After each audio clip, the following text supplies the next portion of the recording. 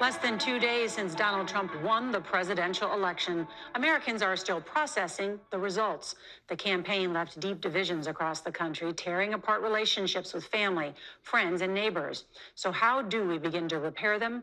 In tonight's Eye on America, CBS's Jim Axelrod spoke with a man whose life's work is to help us see the humanity in each other. For many Americans celebrating, or those mired in despair, it's just too soon for big thoughts like how to bridge the American divide. But not for Dave Isay. Write a prescription for the healing of America.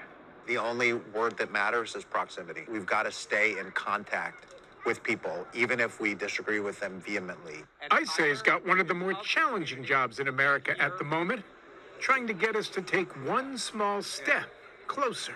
Just remembering that whether you won or whether you lost, that the person on the other side is a human being. That's the one small step. That's the one small step. What are your hopes for the next 4 years? His nonprofit, StoryCorps, brings people from opposite ends of the political spectrum together for face-to-face conversations. The only way to effectively lower the flame is to recommit to seeing the humanity in each other. Yeah, again, it's scary and may make some people absolutely furious to hear me say that this week.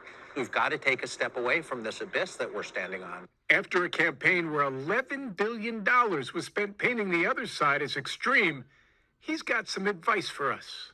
Put down our phones, switch off the social media, and the divide might not be as unbridgeable as we think. These are Kamala voters, and these are Trump voters. And they come out friends at the end of this thing. I mean, it sounds so... I know. I know. It's crazy. It's hard for me to believe also, but it just is.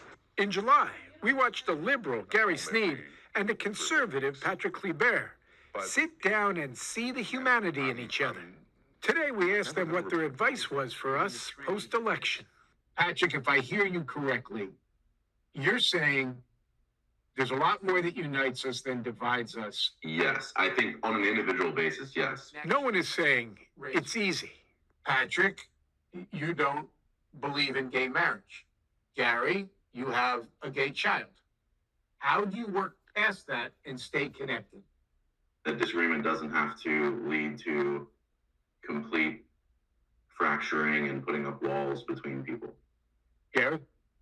You know, I couldn't agree more with Patrick. So in our fractured nation, as we grapple with how to move ahead, Dave Isay says looking beyond our neighbors' yard signs and into their heads and hearts is an act of patriotism. It's the most courageous, patriotic thing you can do. I can hear so many people turning off the TV. Yeah, they're in a raw state of mind, Yeah. and they're like, too soon. If you're not ready this week, just keep it in your mind. Maybe next week. And if not next week, next month. Don't give up. Because giving up on seeing and hearing each other is the only way to ensure defeat.